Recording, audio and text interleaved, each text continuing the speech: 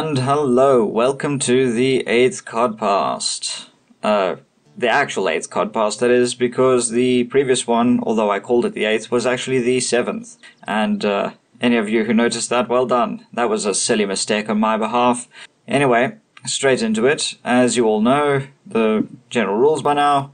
We're going to be doing a whole bunch of comment reading and discussion and talking a little bit about what's coming up and generally watching some vaguely related video game footage in the background. It's mostly audio, so sit back, relax and enjoy while you do something else. Okay. First up we have Damien Wielden, who asks if I have seen the trailer for Fantastic Beasts 2. And although I had heard of the film coming out, I had not seen the trailers. So apropos of his message, I have taken a look at them, and it has inspired me to do a bit more of a look through of them in another stream.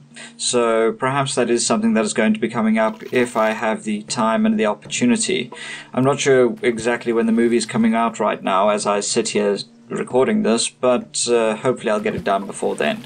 Incidentally, this movie seems to be more narratively driven than the previous film, which is something I really appreciate since the last Fantastic Beasts film kind of, well, I think that the story was a bit all over the place. I see what it was going for, but it seemed to be mostly effects driven, which is more of a pity, I think, because everything that went with it kind of took a back seat as a result to this really silly story. Anyway, let's hope that it comes out well. After that, we have Praetorian Rex asking about the Beastiary Hellhound video. If he is the only one who interprets the creature as having traits from bears and badgers. And although I can actually easily see how you would think that it is a bear or badger-like creature, you know, it stalks around and is generally grumpy and that kind of thing, I don't really see much beyond that. Of course, this is up to our own personal interpretation. So Rex isn't wrong, and I'm not right. But, well, actually, you know what, now that I imagine it, I can see that working a little bit. Would you care to expand upon that, Praetorian? Maybe we can get an interesting interpretation of the creature. Maybe it's not actually a dog. Next is Pokesaurus, and he says that the Hellhound reminds him of the Pokemon Houndoom. And actually, yes, that is something that I forgot to mention while writing the script. I was rather pressed for time, and I'll get to it a little later with another comment, but that was one of the things that I should have put in, the Houndoom creature. And what was the other one? Houndour, I think it was, in the English version at least. That is like a perfect Hellhound creature. So well spotted there, Praetorian. No, not Praetorian, sorry, Pokesaurus. We're on the next guy. Sorry about that. Thank you, Pokesaurus. Obviously, as a Pokemon person, you would notice this. In fact, isn't that a Houndoom in your... No, that's... I don't recognize that Pokemon.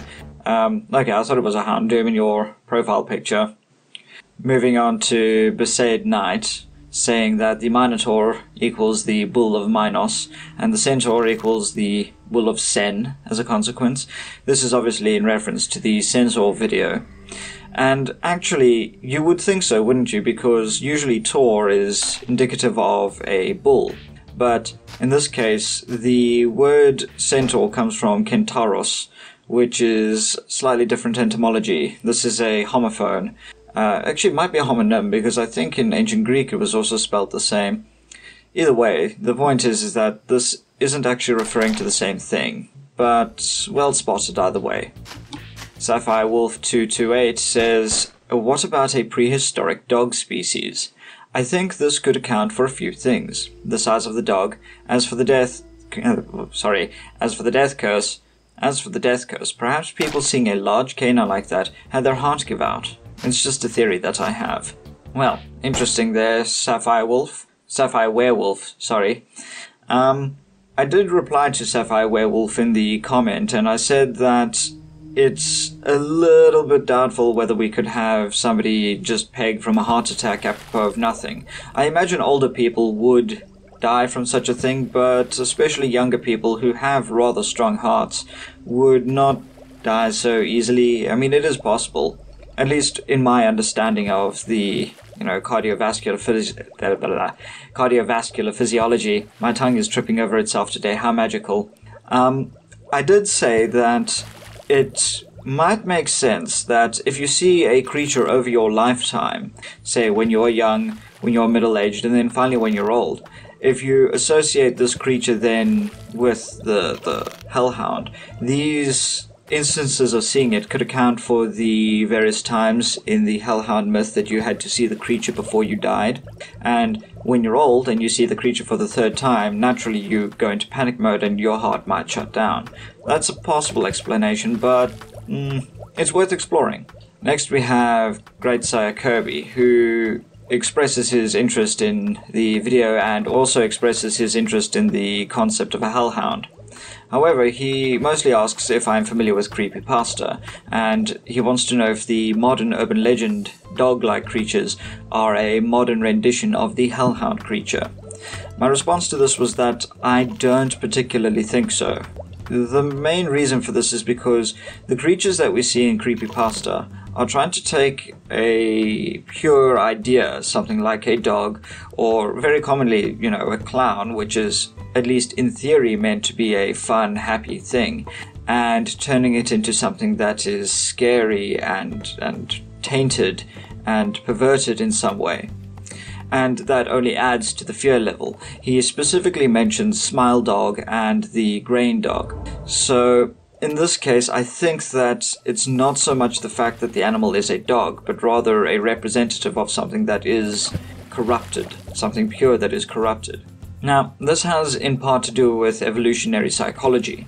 Hypothetically speaking, at least what we think happened, is that human beings who were able to breed dogs for assistance while hunting did better at catching animals and other wildlife, and therefore those wolves became the modern dogs that we see today because we selectively bred them.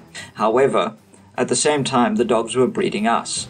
Those human beings who were more likely to affiliate with dogs and who were very kind to dogs were more likely then to use dogs while hunting and then became more successful and outbred the ones who didn't. Therefore, we have this genetic affiliation with dogs as a consequence, which means that when we see something that we usually affiliate with on such a low base level being turned into something so horrible, it kind of sets us on edge.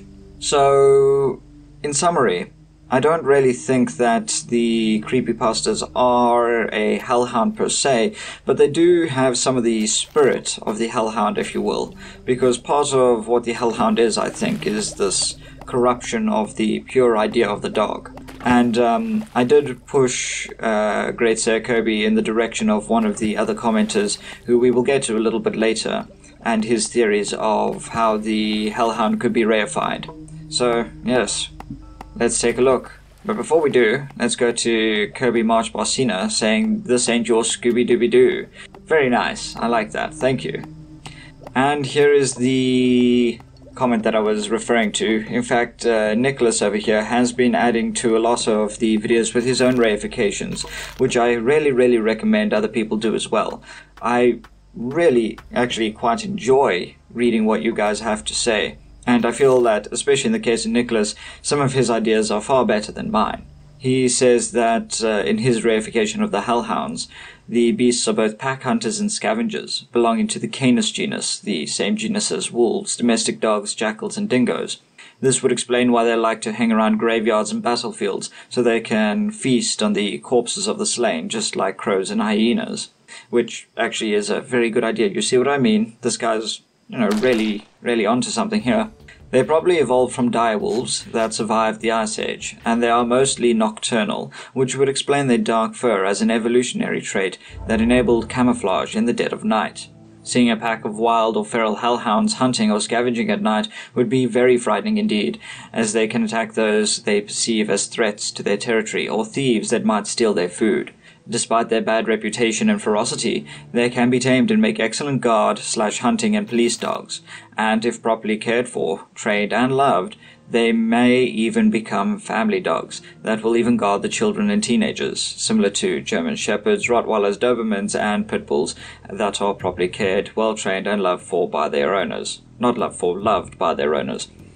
I actually agree with that. This is very, very cool, I think. Imagine a world where you could breed your own hellhound, and the actual species breed being called hellhound.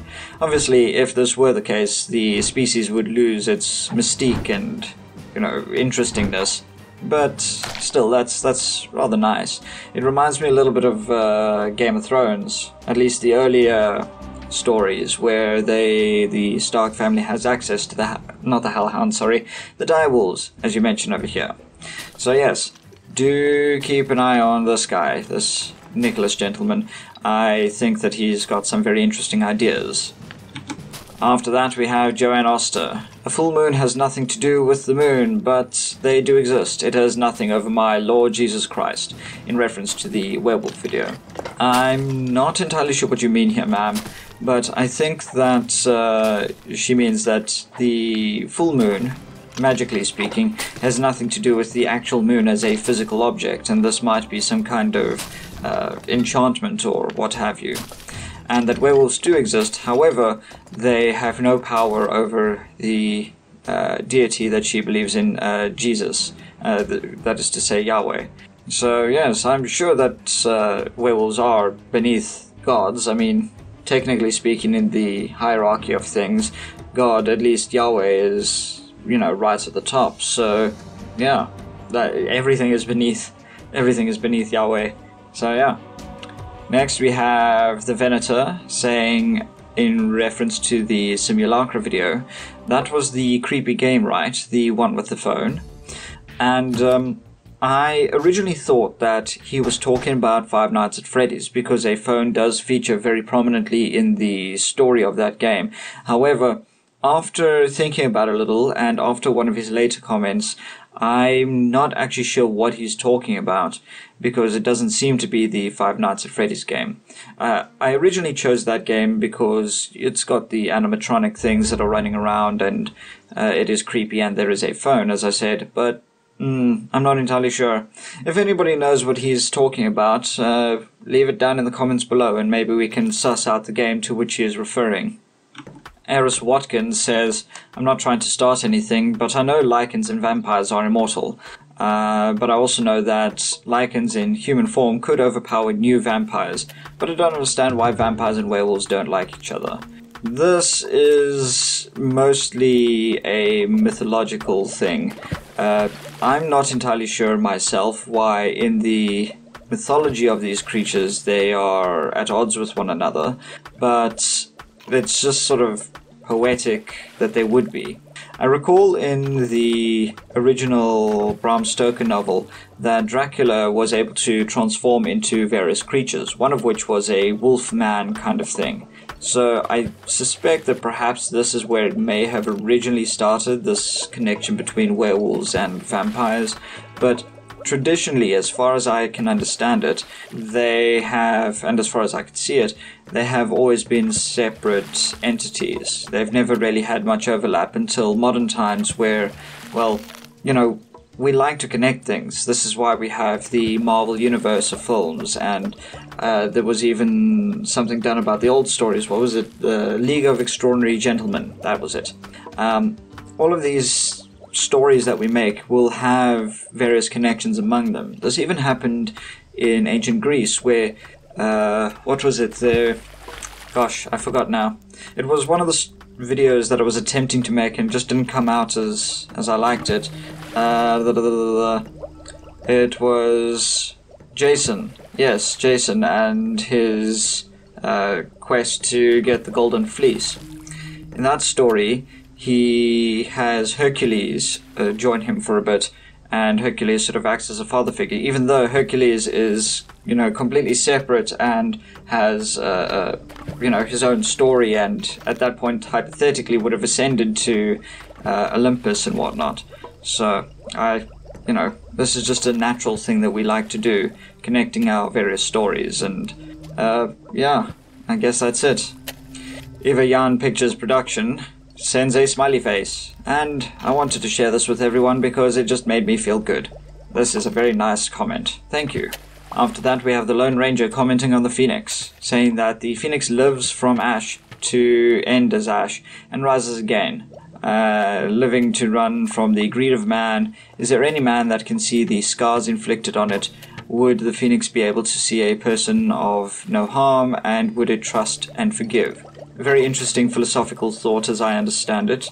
If the phoenix is a continuous character, or sorry, not a character, is a continuous creature, and every time it dies it still retains the memories of its previous life, especially those who might have killed it, you know, that kind of stuff, does it then still bear a grudge? An interesting concept, and one that I had not thought of until now. Difficult philosophy. I guess, maybe... Well, okay, first of all, I don't know, if we kill a phoenix, does it come back to life? And more metaphorically speaking, if you go through life experiencing all of these changes to your personality and to your character, you know, the milestones in your life where you're basically born again, do you still want to keep the grudges and keep all the dead wood from your old life, is another question. I would say, metaphorically at least, that's not a good idea, because what then is the point of burning away your body? So I would then transfer that metaphor back to the phoenix and say that the phoenix would not have any scars, mental or otherwise. Perhaps maybe mental. Mental insofar as they're lessons learned. Lessons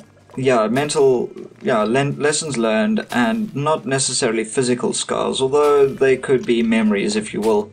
But it doesn't bear any grudges, because what is the point of it then being reborn? It may as well have just continued. So, yeah, that would be my answer to that. Next we have Gradia Dar saying, sharing a video and asking whether I agree with the ratings of the vampire in that video. The video in question, if anybody is interested to take a look, or not interested rather, is various fictional vampires, and it's rating them in their power level, etc., that kind of thing. It also has a humorous quip about, who was it? The guy from Mission Impossible, the short guy, Tom Cruise.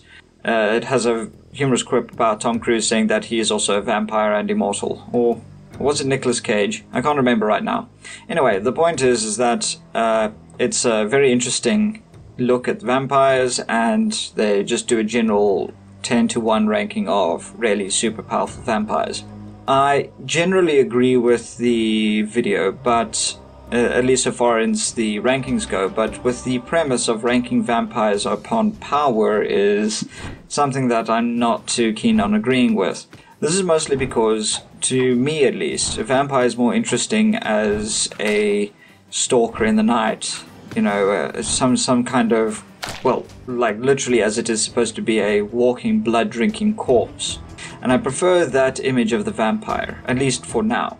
This isn't to say that I don't like those vampires in the video. Indeed, one of the more interesting things is that I quite enjoyed the depiction of Alucard in Hellsing. However, as I got older, and maybe this is me being cynical, I came to enjoy the first and the second episodes of the Hellsing TV series. Not the OVA, but the original adaptation done all those years ago, where Ceres is turned into a vampire and where she is exploring her life as a vampire. After that, with the over-top action and that kind of stuff, it kind of fell out of favor for me. This isn't to say that, again, it's not bad, but it just doesn't appeal to me right now, and I prefer the more authentic depictions of a vampire, if that makes sense. Authentic to the original concept, as in, you know, Dracula, that kind of stuff. Next we have Nicholas again, saying that his reification of fairies, again a very, very interesting reification, is of them as small winged creatures, my reification of small winged fairies, such as pixies and sprites, is that they're actually a type of insect, that when looked at from certain angles they resemble tiny humans, but at closer inspection they're actually insects, complete with 6 limbs and wings. They live in a colony similar to army ants or fire ants. They're omnivorous, but with a predatory side, and they possess a powerful and hallucinogenic venom, as well as the ability to camouflage themselves as flowers or leaves. Any human who got pixie-led or pixied were actually infected by their venom. And this will then result in the pixies eventually killing and consuming that human. I love this depiction. This is a really, really, really good idea. Honestly, I don't know what else to say except well done, sir. This is far better than what I had thought of. So, yeah. Mind you, more generally, I was talking about the spirit creatures, the fairy creatures, in the older sense of the word, rather than specifically pixies and fairies. But for this one specific aspect, I really, really, really like this. And I guess we could extend that to various other things like gnomes and goblins, etc., as being some kind of ground-dwelling animals with similar physical characteristics and whatnot. So well done, sir, well done. Another post by Nicholas about the Krampus saying that there is a similar creature in Japan called the Namahage, and anyone who played or watched Yokai Watch might know of it as Snartle. I'm not very familiar with Yokai Watch, and I've never heard of the Namahage, but I will ask around and see if I can find some more information about it. Maybe that might be something worth discussing later. Incidentally, the people over here in Japan, or at least the little kids over here in Japan, really like Yokai Watch. I had never heard of it until I came over here, and my word, it is everywhere. You know, it's kind of as big as Pokemon right now, I think. Well, I don't know. Okay, I say that, and immediately all of the images of Pikachu all over the city over here come to mind, as compared to the abundant lack of Yokai Watch images. But the little kids are running around with Yokai Watch stuff, and yeah, that kind of stuff, so make of that what you will.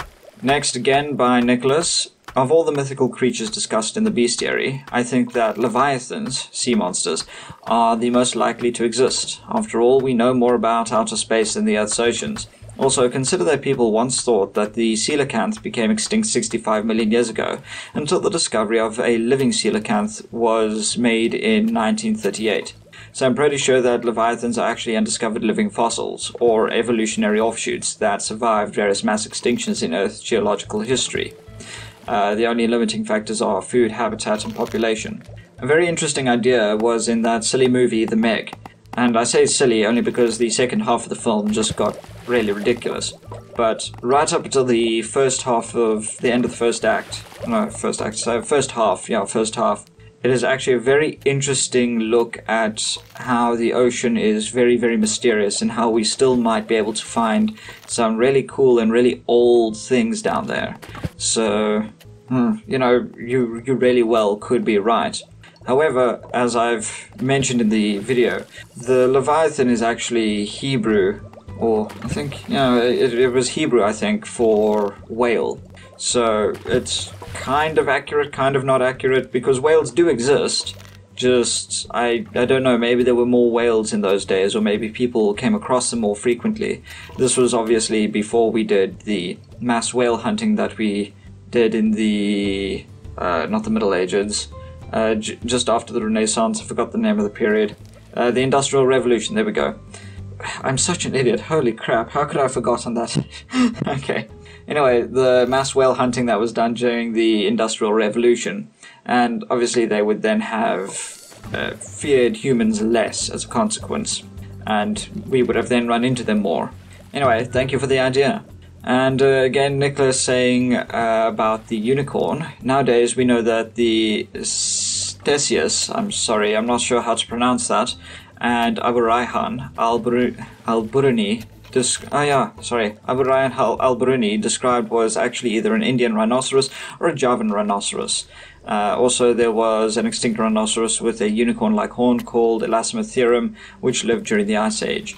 I didn't mention the Elasmotherum because, well, I actually hadn't considered it during the video, but generally I did mention that the rhino was an inspiration for the unicorn. So it's good to know that my ideas and the ideas and theories of others has been corroborated, so thank you, sir. Very well spotted. And here we have Indica Baby saying that being an Aquarius, she loves my message at the end about the spiritual roles of water throughout history. I'm assuming that you're female from your profile picture, incidentally. And, yeah, I really appreciate that you think that, ma'am. The that is something that I should have gone to in a little bit more detail with other videos. I sort of stopped it after the dragon video with the metaphysical messages of these creatures, but I really should try to make a point of exploring that a bit more. We'll see what I can come up with for Christmas this year. So, let's see. Next we have Beastiary saying that they're trying to make their own version of the basilisk creature. Could he ask me for some input? And over here he says that his version of the basilisk, the overall morphology and proportions are of a monitor lizard or a Komodo dragon, since it was created from a monitor lizard by the Telkinus.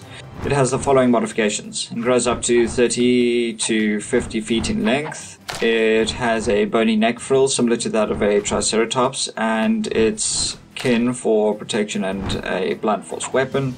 It has the osteoderms of a crocodile running down its back and bottom.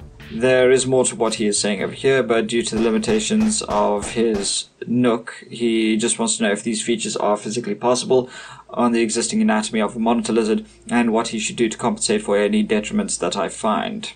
Okay, so I didn't have an opportunity to reply to him. I've been really busy, again something I'll touch on with a later comment, and I'm going to answer this over here. Generally speaking, the basilisk is meant to be a snake, so we're not looking at something that has legs per se. If we look at snakes throughout the world, their length can be quite long. So 30 to 50 feet, although that is pushing it, it is not outside the realm of possibility. Think of those massive anacondas that we occasionally encounter in the Amazon basin, and some of the snakes that are found over here in Asia.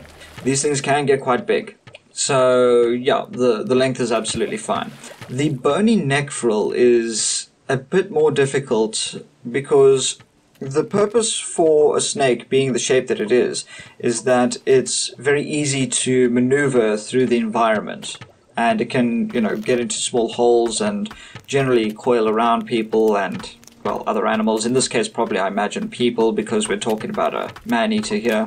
And I can see that this bony neck frill would be a big detriment to the snake in general. I would say that although it is not outside the realm of possibility, I cannot see how this would be selected for evolutionarily speaking. Of course, we are talking about a mythical creature, so I don't know how much you want to consider evolution in the overall scheme of things, but if you were to take my suggestion, I would say go for a frill more similar to that of, other lizards that we find. What was a popular depiction?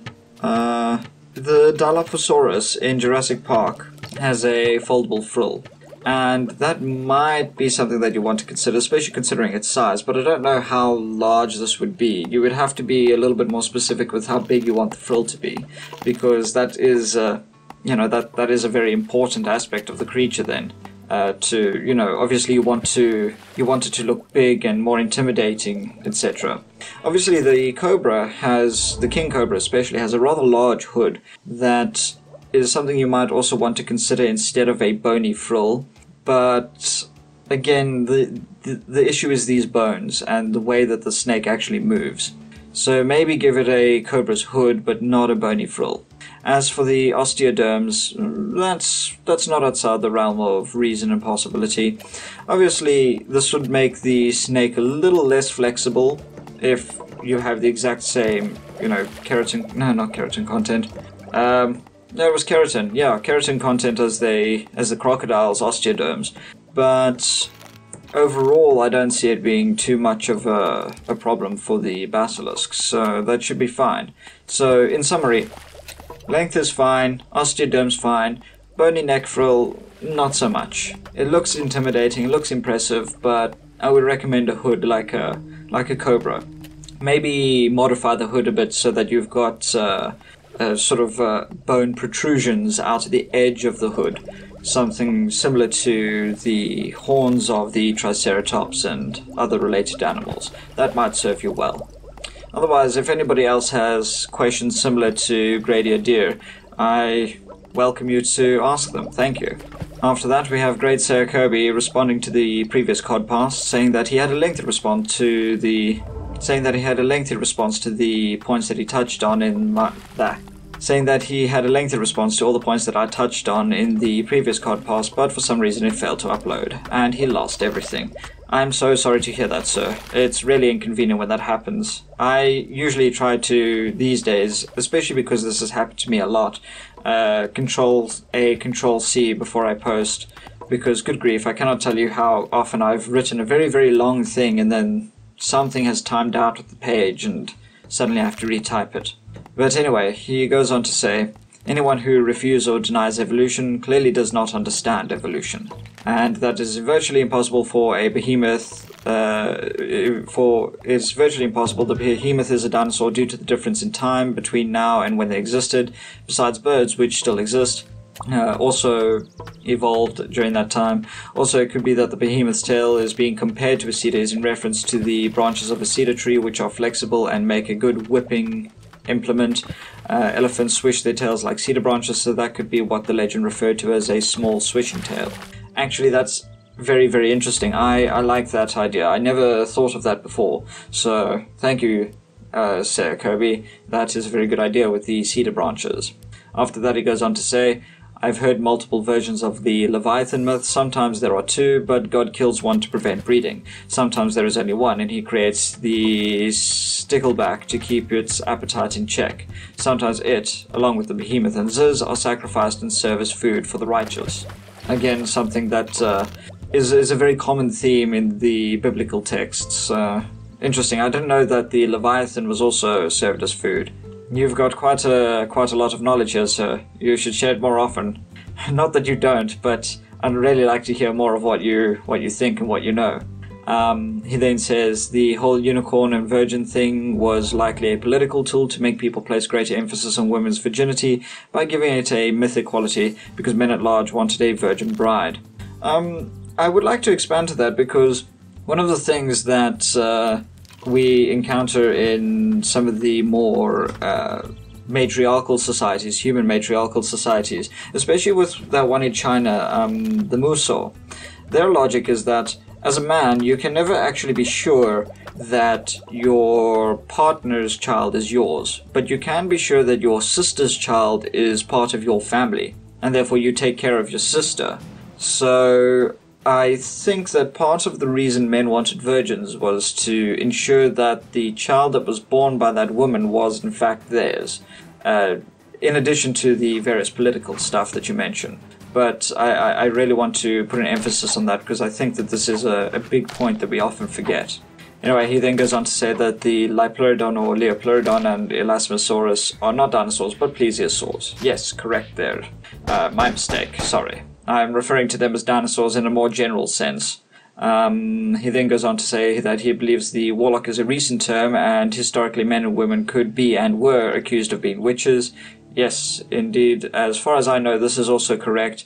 I'm not exactly sure as to where the term warlock came from, but generally, yeah, witches are a historical term.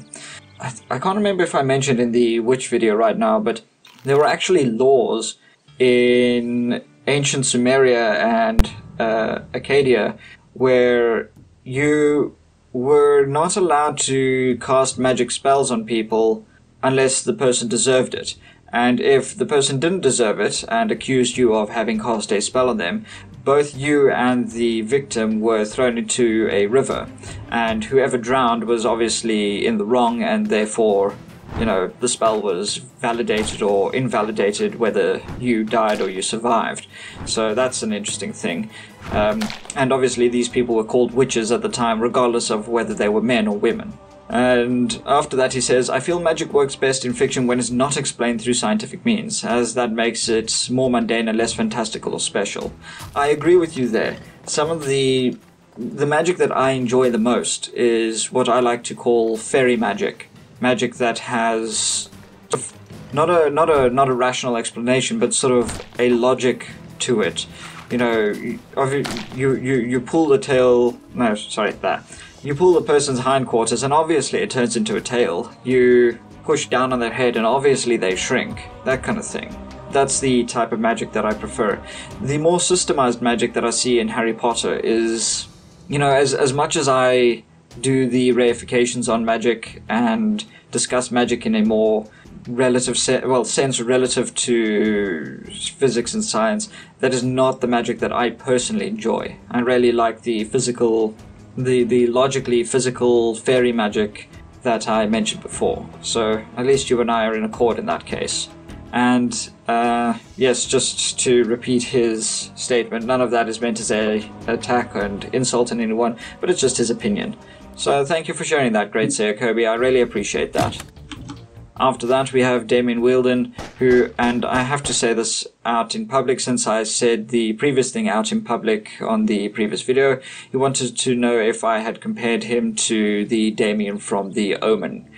Damien Wielden was not particularly happy about this, and I am sorry about that. I didn't mean to compare you to the Damien from The Omen. I was just pointing out the irony of the shared name considering the topic. So my apologies. Then Kirby March Barcina. A lot of Kirby's actually. Says that he fell asleep midway through the Cod-Past, and generally he enjoys the Cod-Pasts and whatnot. I'm glad that I can entertain you people, and especially that, it gives you something to do while you're going through some of the more inane parts of your day. That's why I'm here, I guess. After that, we have Gradier Deer again, asking three things. The first two are asking about Wendigos and the Wei Chong, and yeah, I'll get around to those at some point, but he's asking in his third point whether having your skin laced with ingrown hair would provide effective armor. I would say yes, because think of paper armor, that kind of thing. It would serve as a way to disperse energy. I'm not sure how good it would be, but it would definitely be armor. However, the fact that you mention ingrown hair, specifically that it is ingrown, is kind of, that's horrifying. I think that would be very painful. I mean, imagine one ingrown hair that's already sore as it is, without having all of your hair, doing something like that. Obviously, I think that what he means to say is that hair that grows subdermally rather than, outside on your skin. And yeah, I guess it would work as good armor, but you would have problems moving, especially around your joints and such like, because hair doesn't actually, because hair grows lengthways, I imagine that it would end up growing into your joint areas.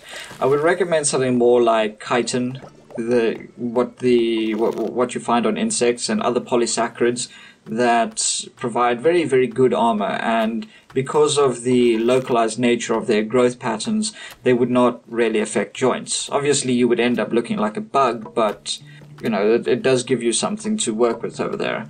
Mind you, you could also probably have small polysaccharide links subdermally as well. That wouldn't be outside of the realm of possibility. I mean, it could certainly work. It's something to consider. Think about that. So what I mean is, like, imagine like scale mail, or maybe what's it called? Chainmail. Think of like chainmail and the various blocks of chitin growing in a similar manner throughout the throughout your body. Various subdermal sections like your arms, your chest, your forearms, your legs, yada yada yada, and it's really localized and still provides flexibility. There we go, without my tongue tripping over itself. Very, very interesting idea. That could possibly work. You're obviously making some kind of odd creature there. Care to share? Next we have Paleo Talks saying he protects, he attacks, but most importantly he posts Cod-Past. Well, you're very welcome, sir. I had actually not encountered this meme until you had posted it, so thank you for enlightening me. After that we have Nicholas again saying, if the phoenix is real, my guess is that it's a bird that uses a fire breath to get rid of parasites and dirt on its feathers, similar to how some crows use smoke from burning cigarettes to get rid of lice and ticks and leeches. Its feathers might be coated with a fireproof material to avoid burning to death, which could also result in the bird being poisonous or at least foul-tasting to predators. The sight of a phoenix fire-breathing could be exaggerated by ancient people as the bird dying in a fire and being resurrected. Again, a very interesting idea. I would encourage you to explain how the bird breathes fire and then the idea is complete. But I really like this image, especially the misinterpretation at the end there, which then sort of, in my feeling, adds to the realism of the creature. I don't know, it's really good. I like it. After that we have Godzilla 00X saying about the Jersey Devil: when your enemy hates you so much that he starts a rumor about your kid that explodes into a centuries-long legend and forever links you to a literally demonic creature. Now that is some top-tier Mean Girls level trolling. I have to agree with you there, sir. Very, very unfortunate that this rumors turned into the legend that it became. Well, not unfortunate for us, because we got a cool new legend to work with, but not so much for the people involved, I guess. After that, again back to Nicholas, he's saying that the closest thing to a centaur-like body design is in the natural world would be a praying mantis. And I must confess that this is not something that I had considered. Imagine the centaur as a giant praying mantis. That would be horrifying. Either way, very good. Thank you for sharing that, Nicholas.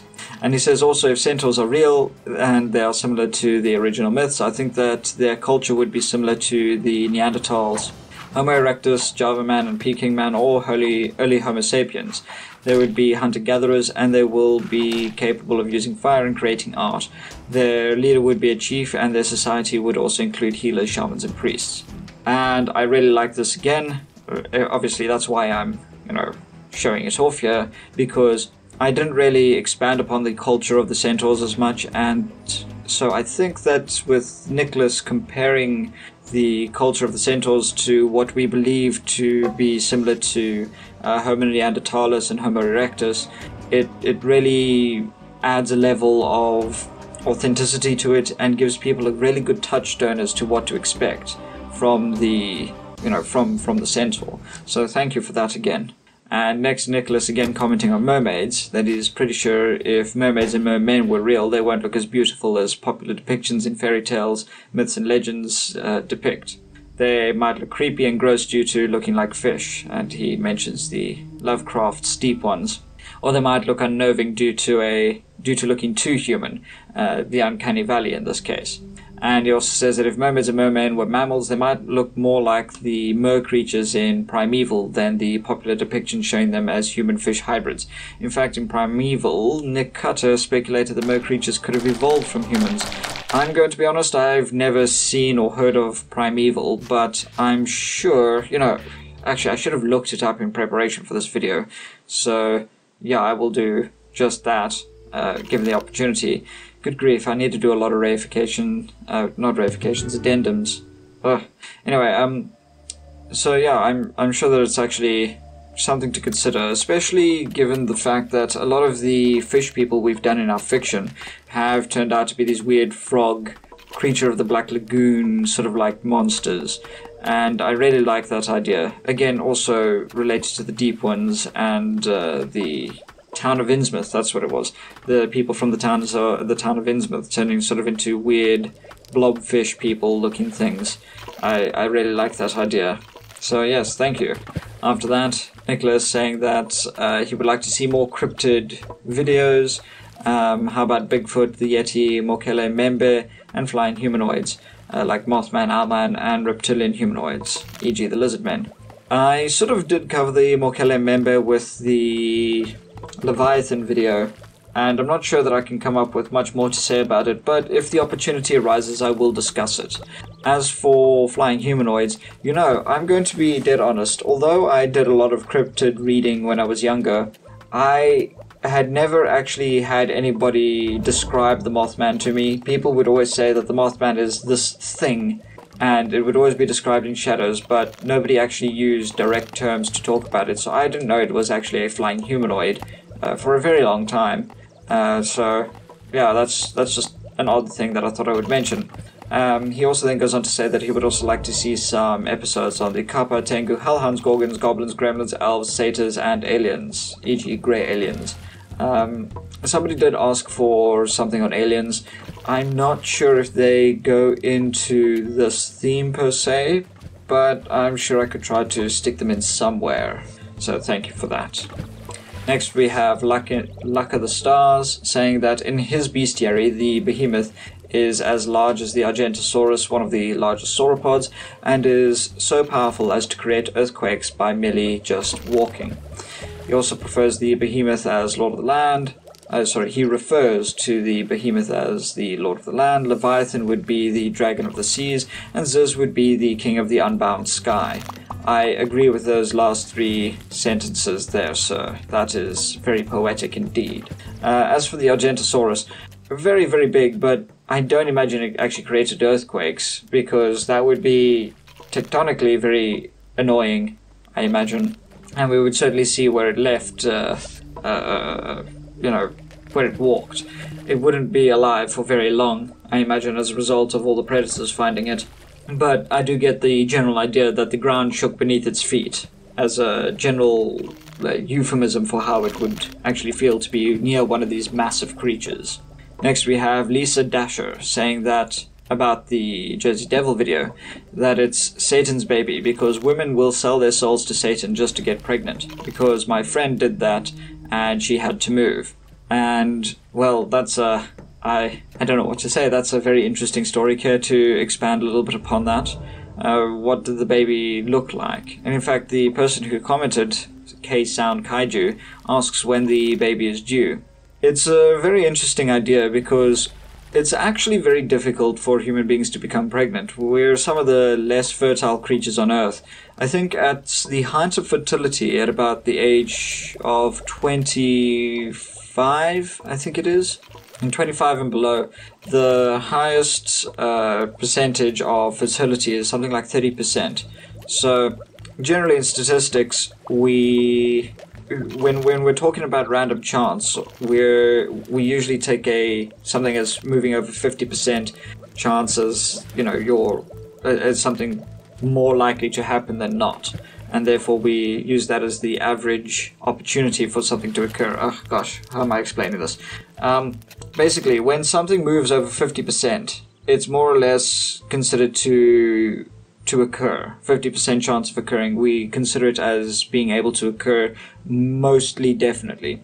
So basically, after 2 unprotected sexual encounters, a woman below the age of 25 is going to get pregnant. As you age, well, not as you age, but as women age, this percentage chance goes down until you hit about 40, where it sits at about 1%, if I recall correctly.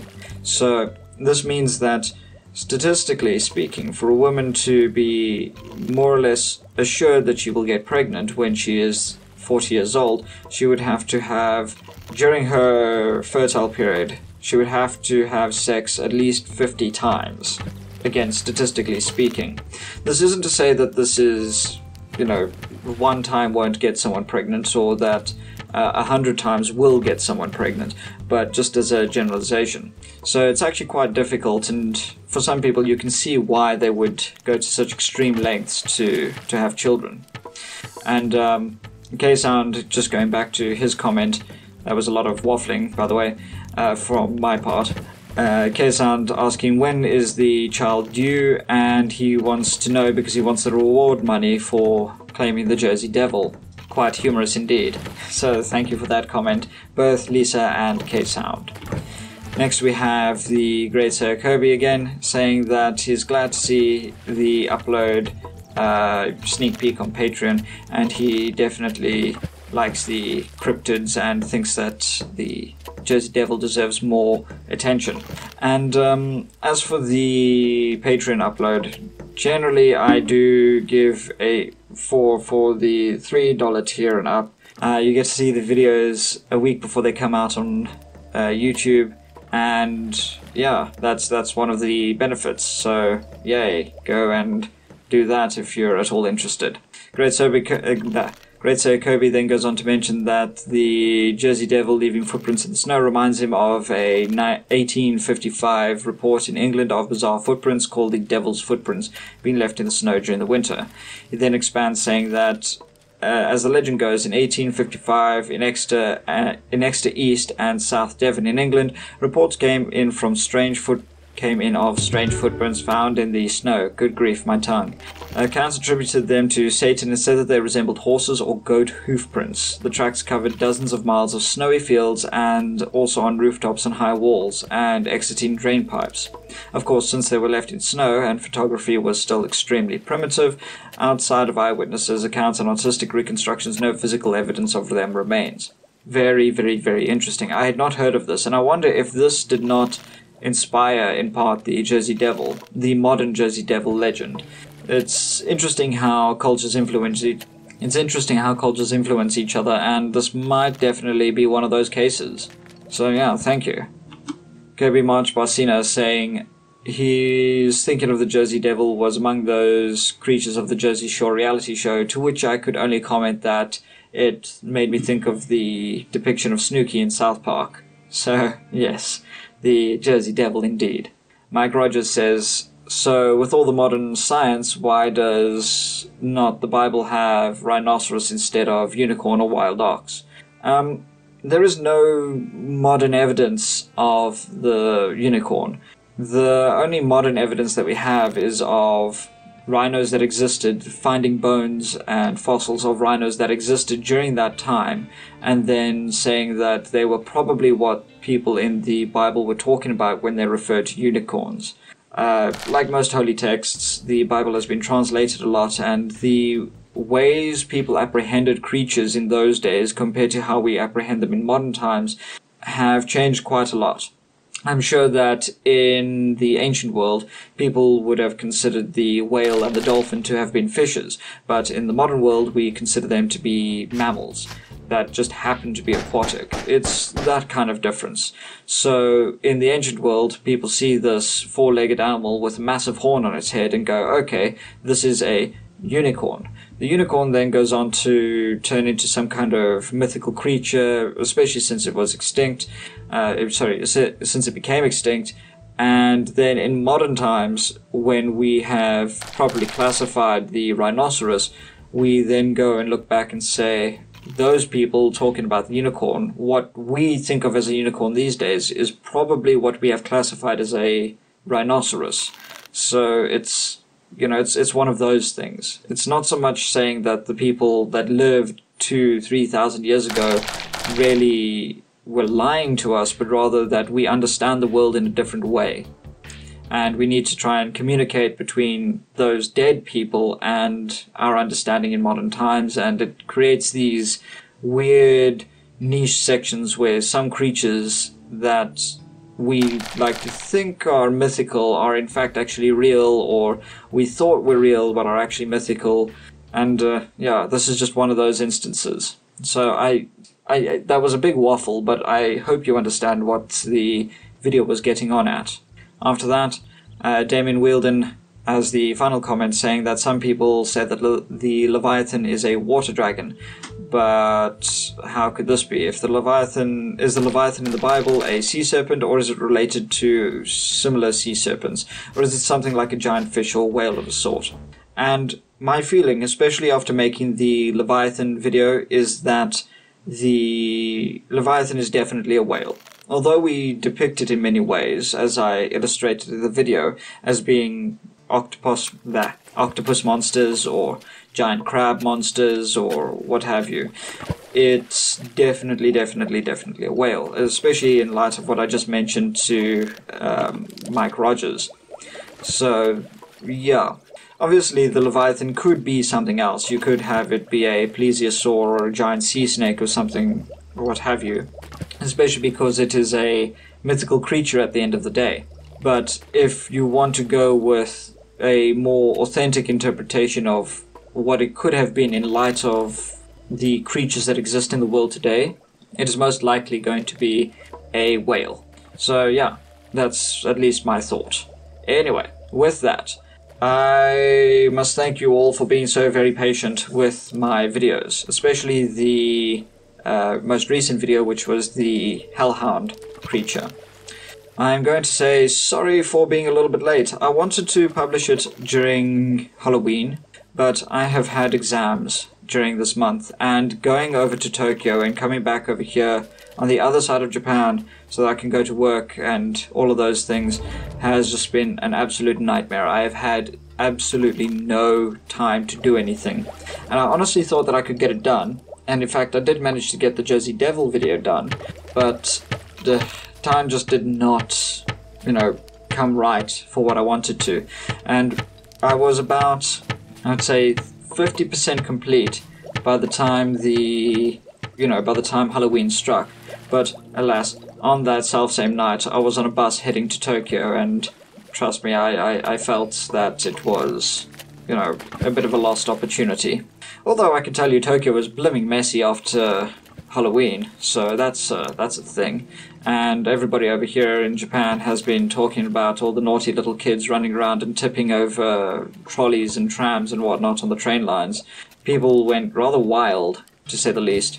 Interestingly enough, there were, on the day after Tokyo's Halloween event, there were people walking around cleaning up all the trash. And I just thought it was rather ironic because I saw a group of like 6, 7 or 8 guys dressed in, well, golden poo costumes, and they were cleaning the streets, and I thought, well, that's ironic. You have, people dressed as filth cleaning filth. So that was very, very fun.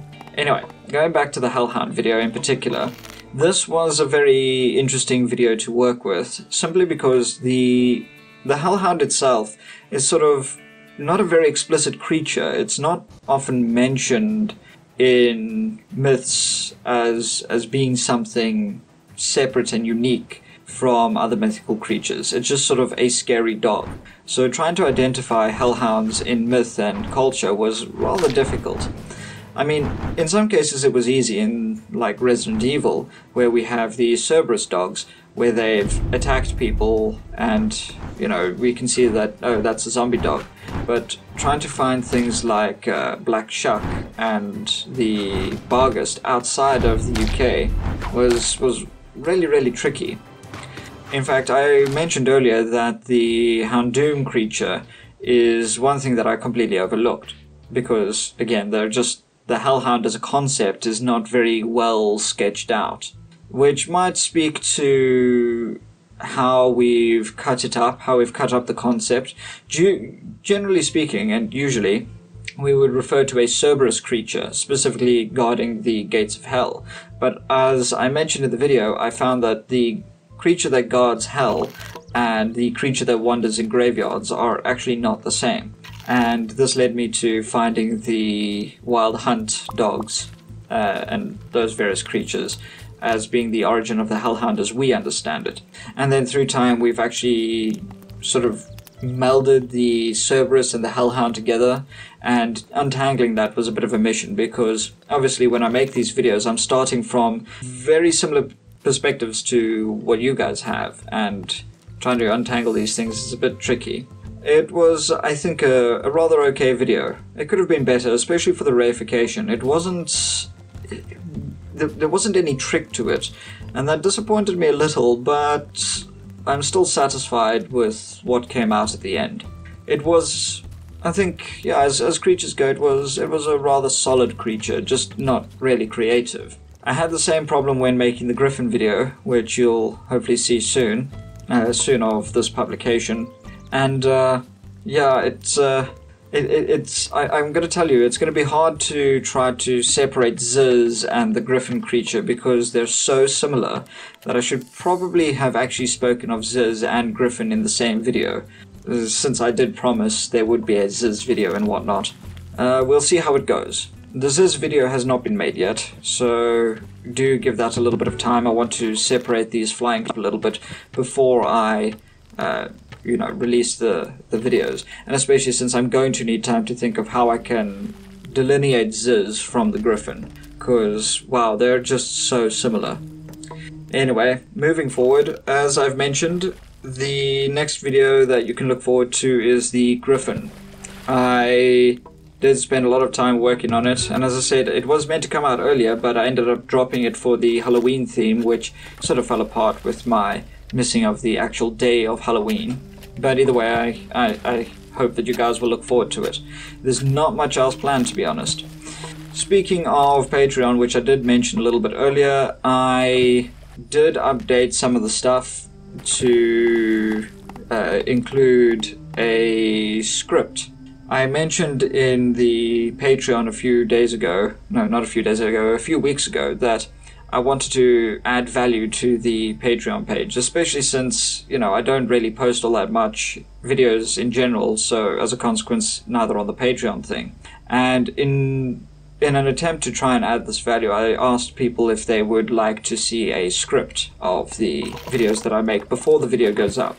And whilst I'm still in the process of implementing this, I have started to release these, and I've updated the Patreon stuff to include that, and you can look forward to a slightly stylized script before videos come out, hopefully starting from December or January. So do look forward to that. So far I have published the the Hellhound script, so if you're interested you can find it over there. Otherwise, there's not much else to talk about, and I did go on for quite a while. I hope you guys enjoyed this video and enjoyed listening to me drone on, and yeah. I said "and" a lot in this video, so that's also a thing. Anyway, cheerio, I'll speak to you guys next time. Enjoy.